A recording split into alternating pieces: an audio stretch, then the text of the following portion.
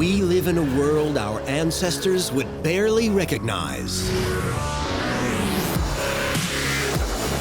Around the globe, the impact of human ingenuity is now everywhere. We've pushed back the limits of our planet at speeds, depths, and heights that would have left our forebears breathless. Driving all these achievements is humankind's extraordinary gift for invention. Through genius and inspiration, we've created exceptional solutions to complex problems. From the everyday to the spectacular, some good and some not so good. This series celebrates the million ways our great inventions have transformed our world. It's one small step for man, one giant leap for mankind.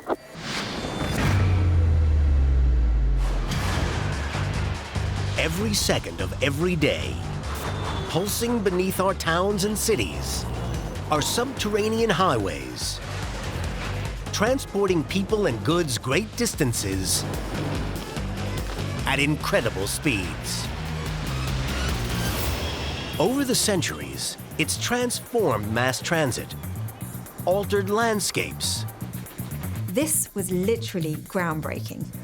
and paved the way for engineering firsts. They couldn't go over them, they couldn't go through them, they had to go under them.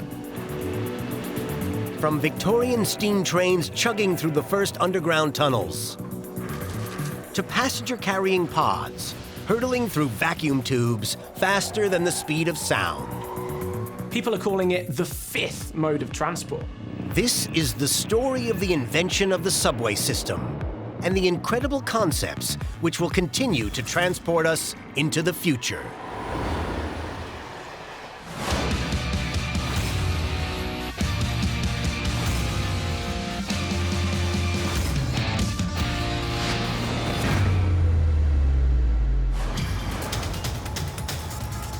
New York City.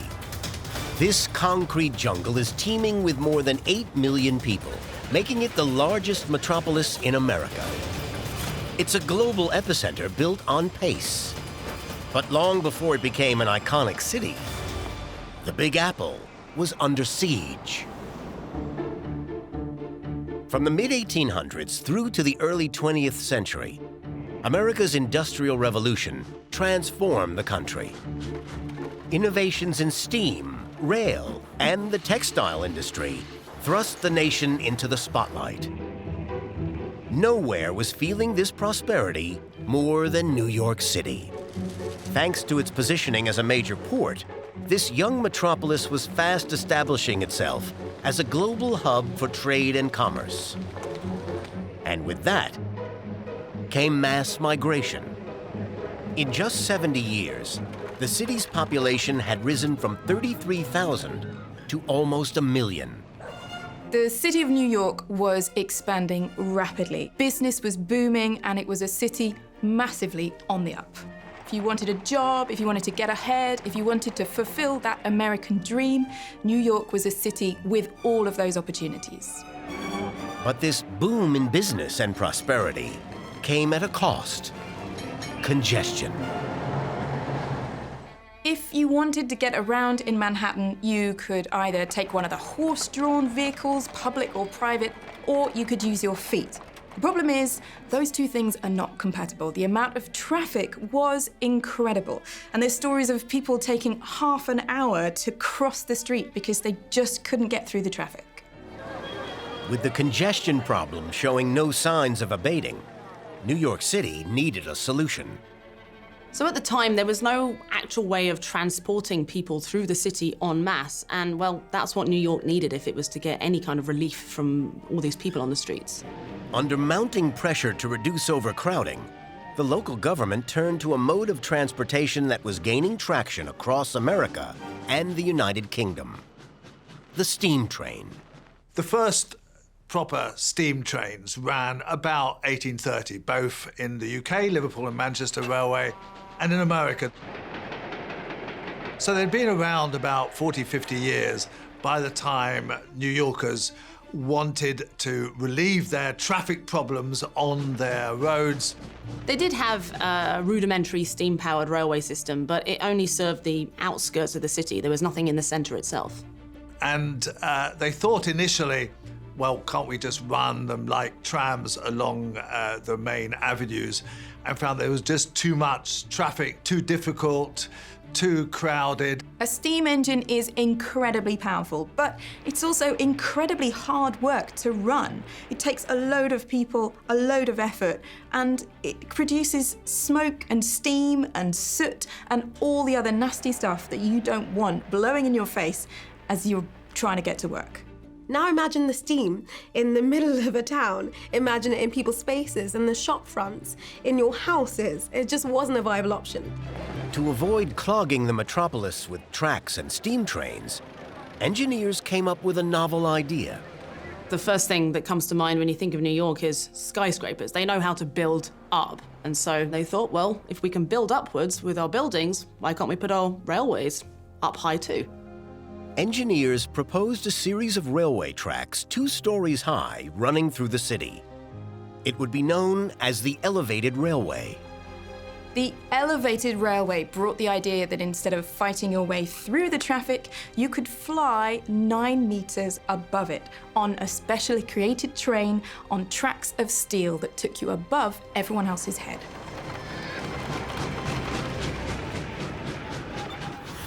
In 1867, work on the new transport system began in earnest. The giant steel structures upon which the steam trains would run were made up of a series of columns and crossbeams. Positioned on top were girders to which railway tracks were attached. In 1871, New York City's first elevated steam train opened for business. Running along Greenwich Street, it was a roaring success. So the real answer to this growing population was to move everyone 2 stories up. And that became what essentially was the solution to transporting people around the city. In the following years, more elevated tracks were built throughout the city. As New Yorkers finally got moving, across the Atlantic, London had been suffering from the same problem as its American neighbor. But a revolutionary solution was just around the corner.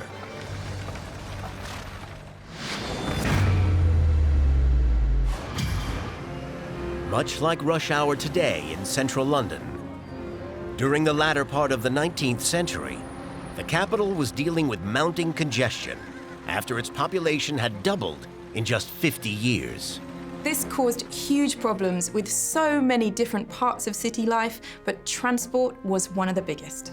The typical forms of transport were horse-drawn, street level, things like stagecoaches, hackney carriages, and hansom cabs. It was a incredibly crowded and sometimes quite hazardous environment, and life as a pedestrian was quite difficult. The large amount of horses led to a messy situation for harried Londoners. Apparently 3 million tons of horse manure filled the streets. Just imagine walking through that on your way to your day job. With the city's population continuing to surge, the government needed to find a way to ease the crush. But unlike New York, building an elevated railroad system in the middle of this illustrious capital was out of the question. The architecture was too historical and too beautiful to be tampered with. And also Londoners were a bit too posh to have something like that ruining their beautiful city. One Londoner who was all too aware of the congestion problems choking the capital was solicitor and social campaigner Charles Pearson. One of the rather eccentric parts of this story is that Charles Pearson, a solicitor, not a profession that usually concerns itself with engineering, was very anxious to see that London could spread further out. Did he have shares in a construction company? No. Did he come from a family of tunnel diggers? Not that I know of. He was just a solicitor who had a vision.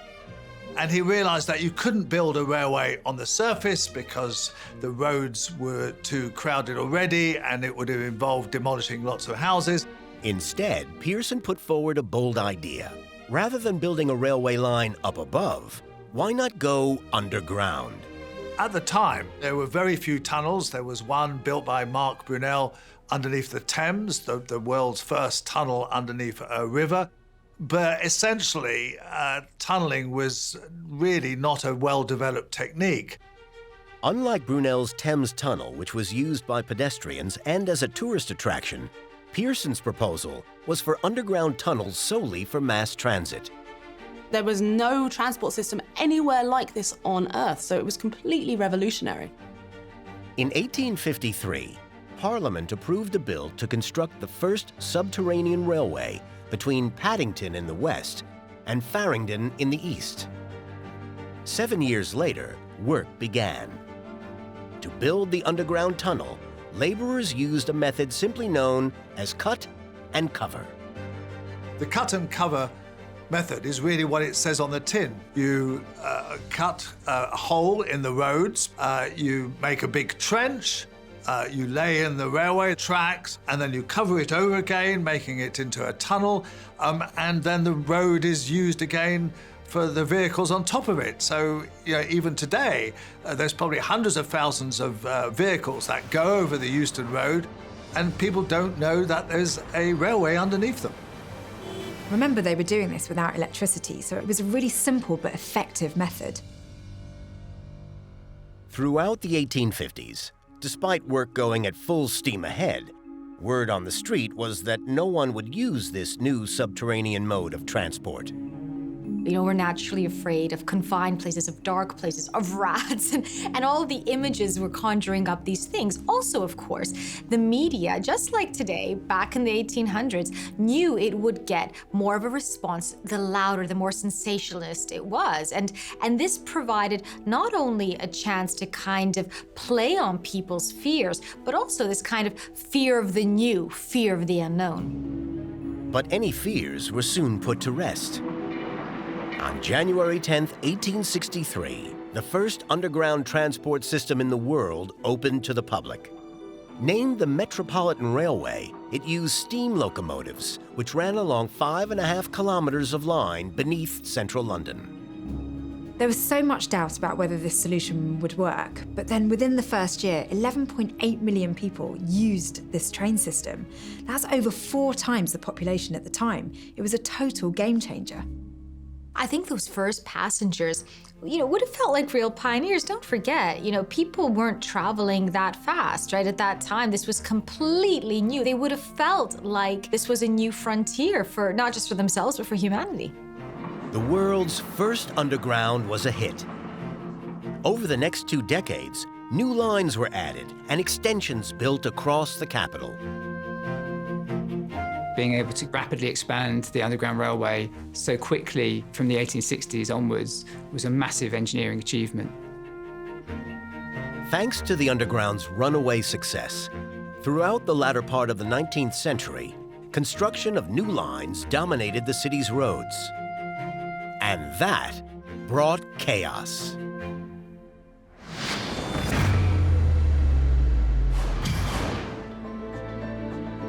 Cut and cover is a nice, easy method, but not when you try and do it in central London. So you have to disrupt everything to create these trenches. You have to knock down buildings. You might accidentally destroy something that's just been built, like Joseph Bazalgette's new sewers. Trying to do something like this in the middle of a busy residential city is always going to be a disaster. The roads were very crowded. There were now water mains, gas mains, and so on, which would get in the way. It was realized that the way of building underground railways through cut and cover was no longer feasible. London's underground was running out of room. Desperate to continue expanding, developers came to a bold conclusion. There was only one solution. They had to dig deep. But if engineers were to construct a network of new tunnels deep underneath the City of London, they'd need an entirely different approach. They needed a method that ensured you both progressed in the tunnel, you cut the tunnel, but also you shored it up straight away. To build the deep subterranean channels, engineers looked to the man responsible for the Thames Tunnel, French engineer Marc Isambard Brunel. The story behind how he came to invent a groundbreaking piece of tunneling machinery started with an unlikely creature. So before Brunel built the Thames Tunnel, he was actually working in a shipyard. And it was there that he noticed this type of mollusk known as Teredo nivalis, which is actually a kind of shipworm that would sort of burrow its way into the wood of the ships. It had a sort of hard shell around its head that would dig its way through the wood. But then, geniusly, its excrement would come out the back and sort of line the outside of the tunnel so that it would maintain its structure and not collapse. Inspired by the actions of the Teredo nivalis, Brunel invented a vital piece of equipment which he used to tunnel under the Thames. It's named the tunneling shield. The tunneling shield was this huge rectangular structure laid up against the surface that you're trying to dig through. And it's split into cells. And each of these cells has one man with a shovel. And they busily dig away at that section.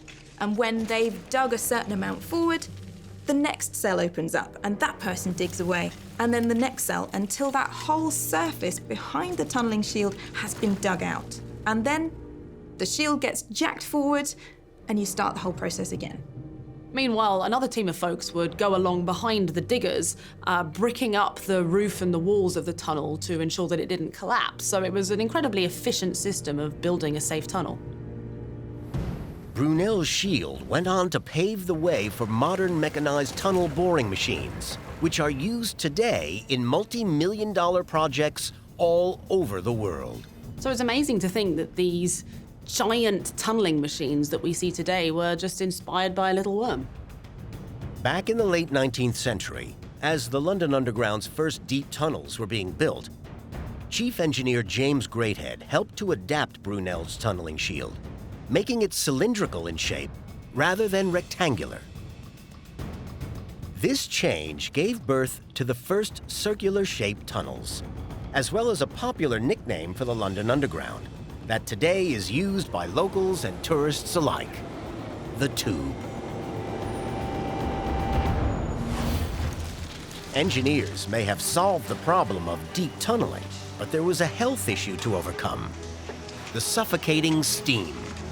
Deep tunnels were fantastic, but what wasn't so great were steam trains. Imagine being trapped on a platform or inside a train where there's smoke and steam and heat and sulfurous fumes blowing at you the whole time you're on that transport. With deep-level tunnels being narrower and much lower underground than their subsurface predecessors, it was clear to developers of the late 19th century that steam trains were no longer a viable option. You can't really have steam engines operating in very narrow tunnels without much ventilation because simply people would have certainly coughed a lot, if not choked to death. But as luck would have it, in the 1880s, at the same time that these deep tunnels were being built under London, the country had been introduced to a revolutionary form of power that was transforming the lives of millions: electricity. There was an element of luck and good fortune to the timing of being able to, tunnel at that sort of deeper level, and the invention and practical use of locomotives in that railway. In 1890, when the City and South London Railway opened, at more than 12 meters below the surface, not only was it the first deep-level underground train in the world, but it was also the first major electrified subway line. Ironically, because electricity was in its infancy when the City and South London Railway first opened, most stations were still lit by gaslight.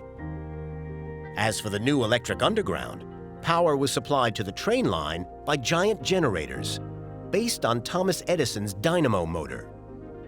Located at Stockwell Power Station in South London, they generated enough electricity to power 14 locomotives. From the power station, the electricity was carried down the line via a third rail, positioned between the two existing rails. The electricity was then transmitted to the train through what's known as a sliding shoe, a device which collected the current from the rail and transferred it to the train. The new electrified tube line was a huge success. Other lines soon followed suit. Electric trains were an absolute revelation. They were faster, they were cleaner, they were cheaper to run, and they were so much more pleasant for the passengers. Electrified underground locomotives propelled transportation into the 20th century. But it's not just London where this revolutionary transformation was taking place.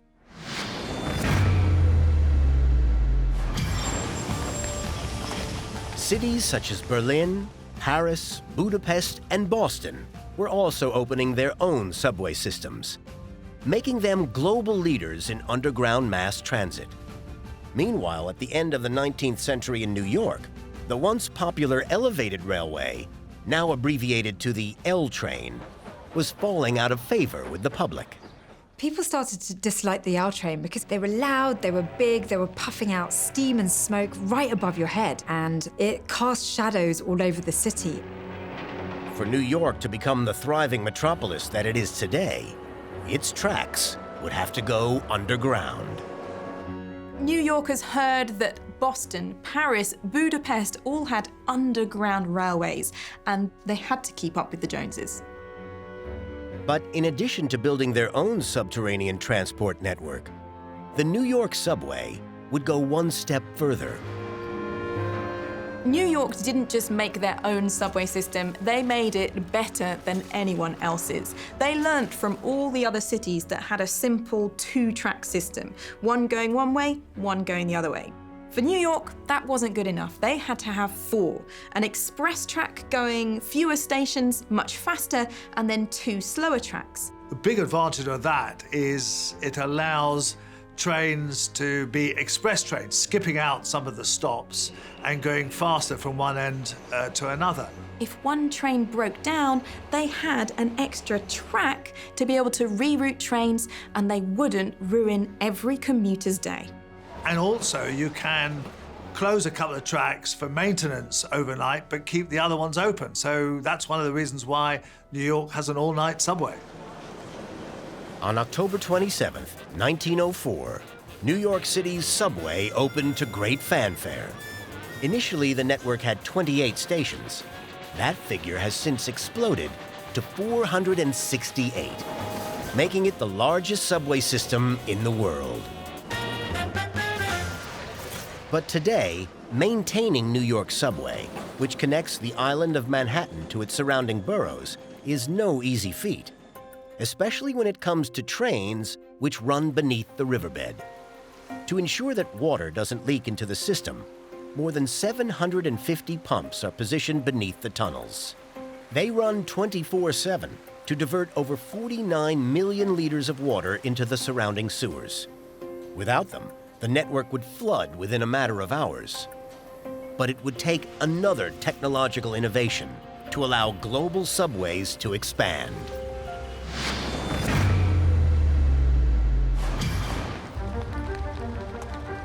Back in the early 20th century, subway systems across Europe and America were growing at a rapid pace. More people than ever before were heading underground to get from A to B. But as more deep tunnels were built, a new problem emerged.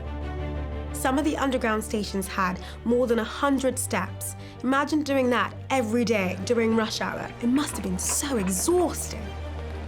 Despite some stations being equipped with elevators, they had their limitations.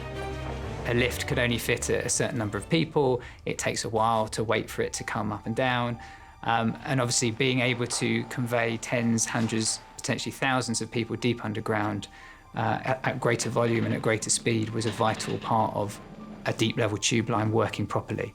If you've ever been through one of those few underground stations in London that still just have lifts as the only way, you'll know how miserable of an experience it is. You have to wait for ages to get in there, and then when you do, you're all crammed in. And so that was the situation for everybody all the time trying to get the underground. Not fun at all. So once the tube railway started getting used much more heavily, The bigger stations, the more popular stations, needed a better way to get people down and up from there.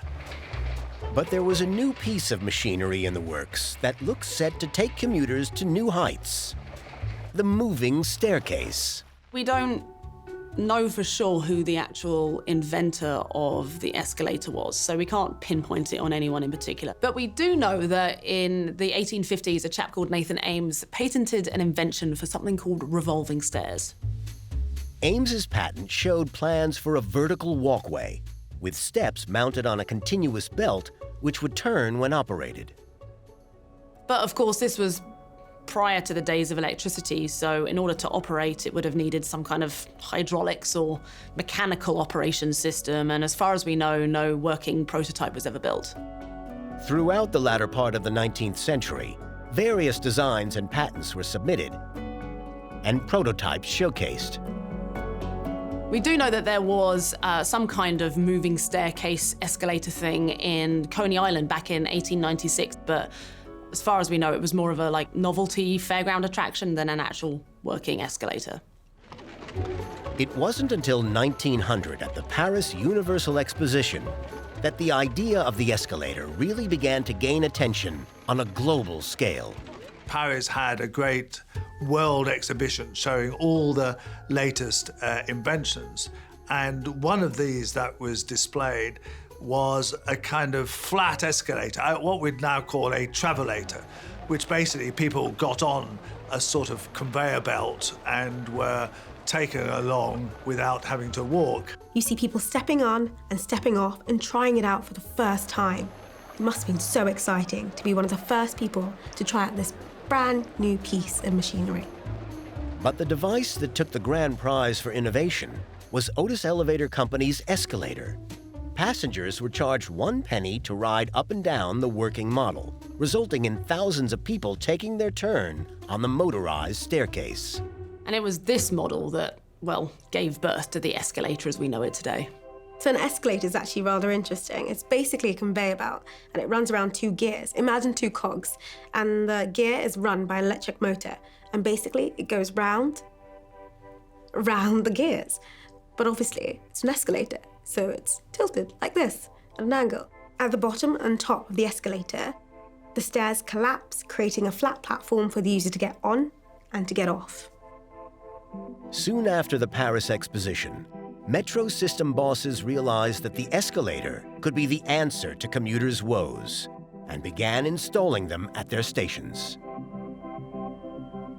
The introduction of the escalator was really important to be able to convey large numbers of people deep underground. That technology really sort of transformed how commuting was experienced. By the 1930s, major cities across the world had their own subway systems, including Moscow. But while many global stations were designed with simplicity and function in mind, the Soviet capital had other plans. Under the rule of Joseph Stalin, prominent architects and artists were employed to design grand palatial stations in order to highlight Russia's superiority to the rest of the world. Today, many of these historical stations still stand, giving the feel of traveling through an art gallery or museum rather than a train station.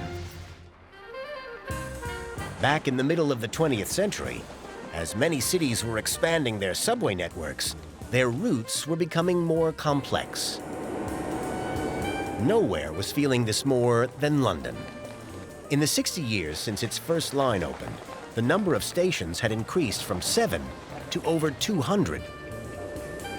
These stops were spread across 8 different lines. But how to navigate this vast network presented new challenges that needed to be overcome.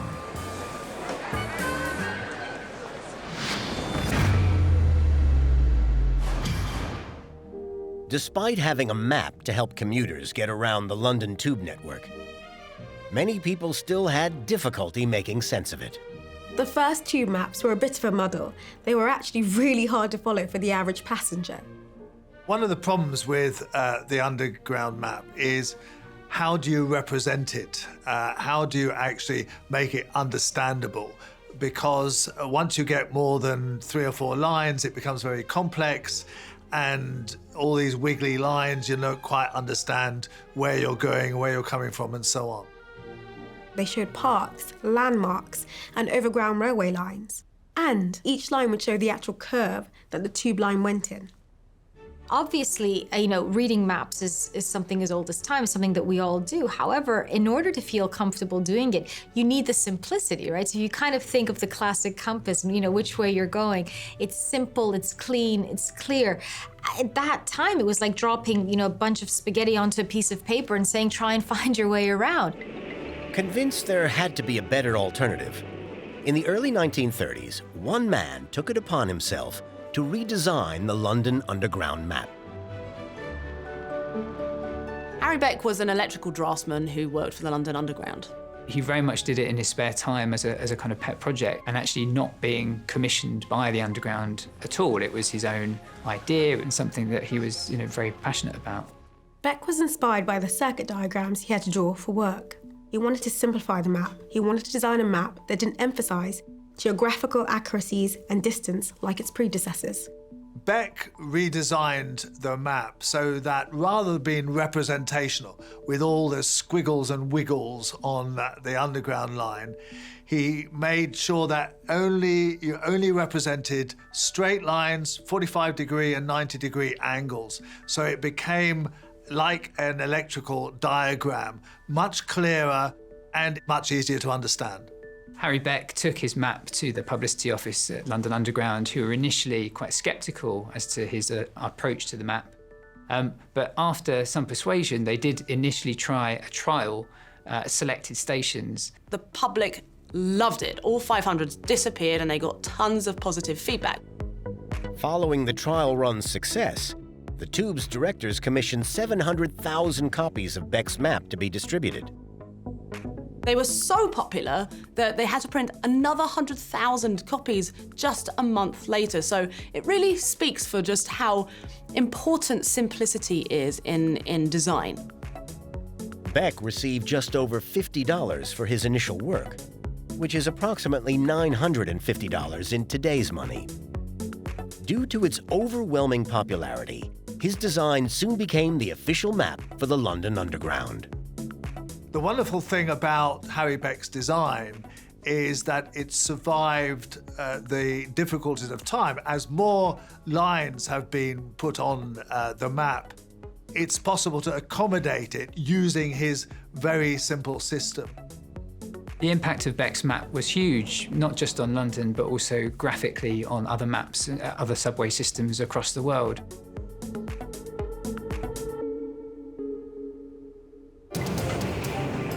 By the middle of the 20th century, as populations grew and cities developed, countries all over the world were expanding their transport networks.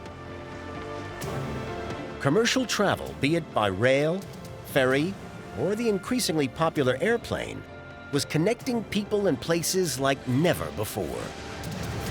The notion that people can live somewhere and work somewhere else, the idea that this is open to the masses means that the connections we make, the size of our world, the openness of our minds is expanded, and so inevitably we're able to progress and move further. But little did the world know that a new idea was in the pipeline that was going to join two landmasses for the first time in history.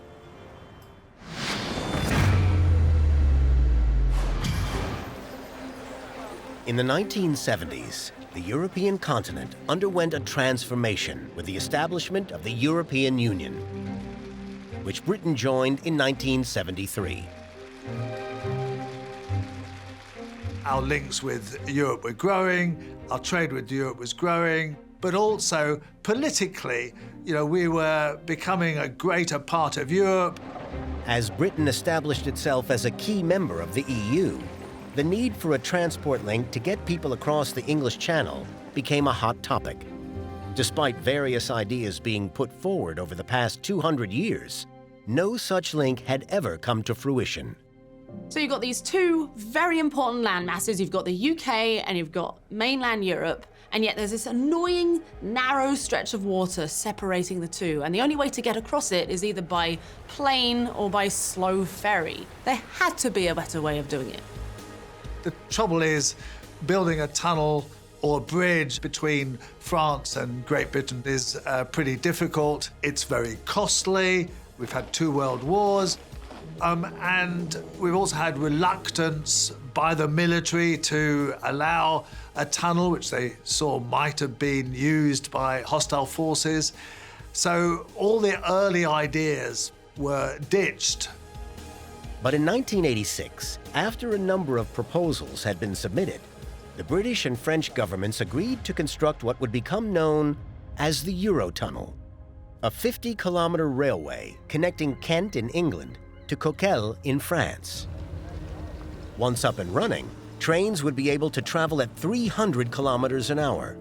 But there was a problem. How do you convince the public that traveling inside a high-speed train through a tunnel 75 meters below sea level is safe?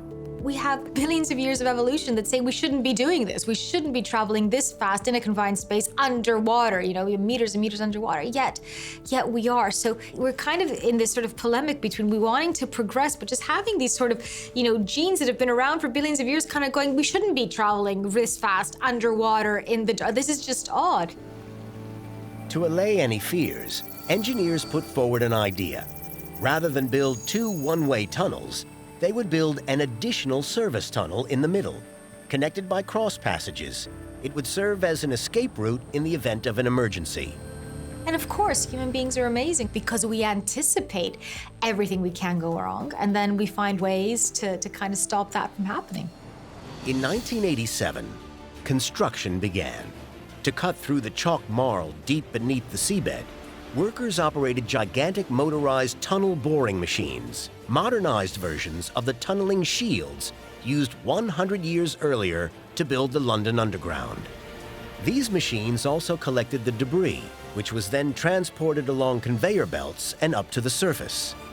In total, 4.9 million cubic meters of chalk was excavated. The newly dug tunnels were then lined with concrete to keep them waterproof. On December 1st, 1990, construction workers from England and France bored through the final section of rock, connecting the 2 countries for the first time since the Ice Age separated them. As the champagne flowed in probably the biggest ever underground party, the entente was very cordial. 4 years later, the Eurotunnel was officially opened. Ladies and gentlemen, in a few minutes we will be entering the Tunnel. It's the longest undersea tunnel in the world and is used on average by 22 million people every year. The construction of the Channel Tunnel was not only an amazing engineering feat, but also it has, to some extent, brought us closer together. The opening of the Eurotunnel may have strengthened the connection between Britain and mainland Europe. But in cities across the globe, as more people travel underground every year, subway systems are reaching breaking point.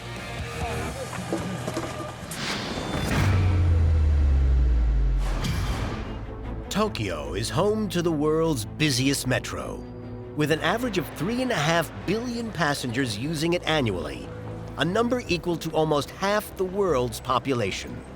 The city's main transport hub is Shinjuku Railway Station. With over 200 platforms and an average of 3.5 million daily passengers, it holds the Guinness World Record for the busiest station in the world. So congested are some stations in Japan that subway staff have to literally push passengers onto crowded carriages. But it's not just Japan that's feeling the squeeze. Subway networks everywhere have become a victim of their own success. Despite some metro systems running trains during rush hour as often as every 100 seconds, overcrowding still persists. Many networks have set up 24/7 state-of-the-art monitoring systems to ensure the safety of passengers. Jam-packed platforms and carriages are a result of the same problem that was thwarting Victorian London in the 1800s: a population invasion. In the past decade alone, the number of people living in the capital has increased by approximately 1 million. While a mega 30 million tourists come to London every year, making it one of the most visited cities on the planet.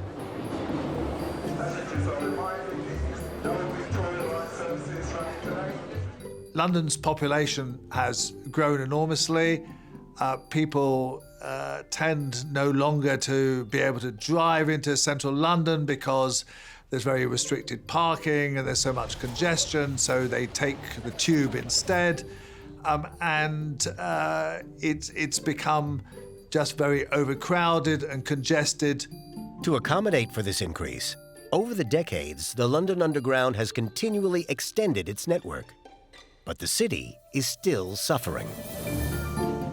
Nowhere can commuters feel this more than in the deep underground Victorian tunnels during the sweltering summer months.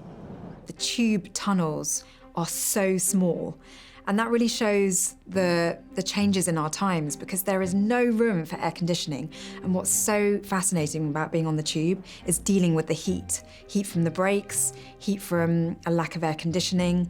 And you can really feel on those very hot, sweaty days on the tube that this is a very old, archaic system. Unlike previous decades, extending the current tube network is no longer an option.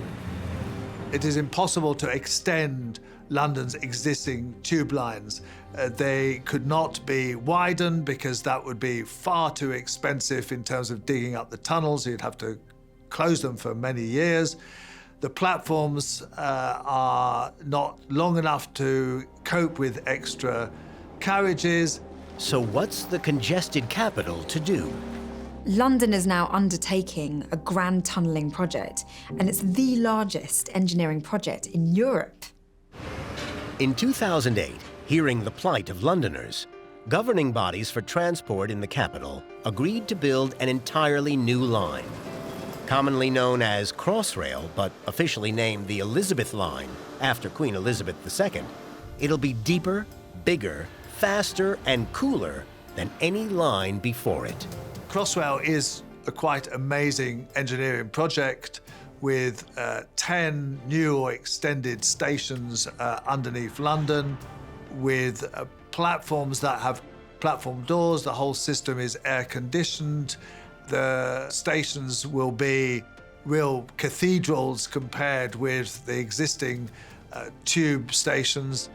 Stretching over 100 kilometers and connecting the suburbs of the west with those of the east, Crossrail will travel through the heart of the capital. Once complete, each train will be 200 meters long and will carry up to 1,500 passengers, almost double that of existing tubes. As for the tunnels, giant boring machines weighing 1,000 tons each have been used to build the subterranean channels, which at 6.2 meters in diameter are almost twice the size of existing tube tunnels. What's more, on some parts of the new line, passengers will be traveling 40 meters below the surface. That's 34 meters deeper than the original tube tunnels, which were dug using the cut and cover method. Despite still being under construction, once fully operational, London's ultra-modern brand new railway line is expected to serve 200 million passengers every year. The whole idea of Crossrail is completely different from the early tube lines. It's just on a much grander scale, and people will find it's a completely different experience from travelling on the early historic tube lines.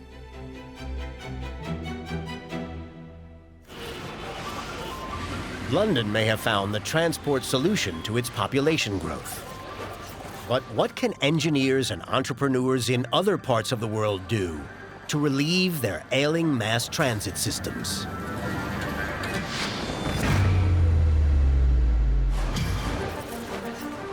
What you really want is to completely revolutionize the system. Some innovators believe there's a way to increase speed and capacity like never before.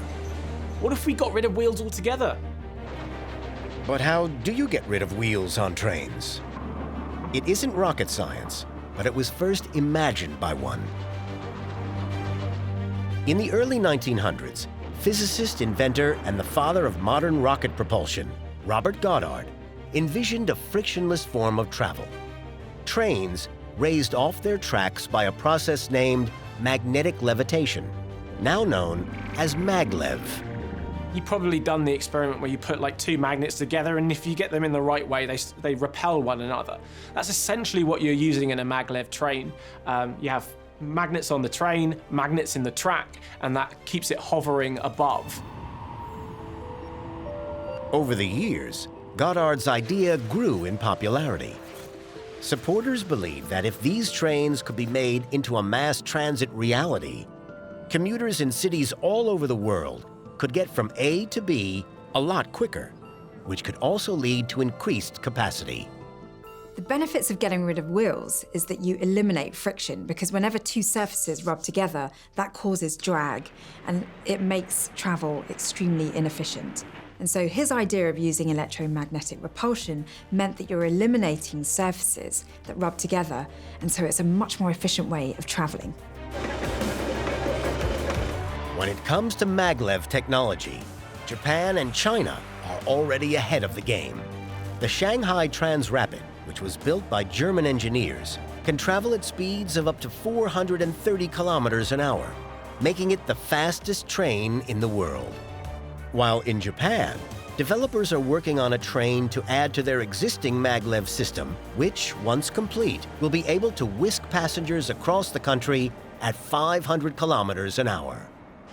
But with the need for speed being the main goal, innovators believe they can take the principles of maglev and go one step further by reducing air resistance. One of the main obstacles to any form of high-speed travel is the surrounding air, which causes friction and in turn drag to slow it down. So how do you reduce air friction? You put the train in a tube and decrease the air pressure. Enter Hyperloop. Hyperloop is about taking all the benefits of maglev, but putting it in an evacuated tube. And because you're going through this tube with very little air in it, you're pretty much eliminating most of the drag or air resistance. That means you can get up to much higher speeds. Essentially, it's a system of pods that transports people within a tube. Today, companies all over the world are vying to make this concept a reality. From Hyperloop Transportation Technologies to Elon Musk's SpaceX and Richard Branson's Virgin Group. Elon Musk described it as a cross between Concorde, an air hockey table, and a railgun. Passenger pod prototypes and vacuum tubes are being trialed at test facilities across the globe. If successful, the technology could transport passengers at tremendous speeds. Hyperloop could potentially get up to speeds of 1,300 kilometers an hour. That's faster than planes, and it's even just a smidge faster than the speed of sound. To put that into context, you could get between LA and Las Vegas in just 30 minutes, which by plane takes some 2 hours and 45 minutes. And what we're seeing today with these modern Hyperloop structures being built above ground, it's almost taking us full circle back to the old elevated railways we saw in the 19th century in New York.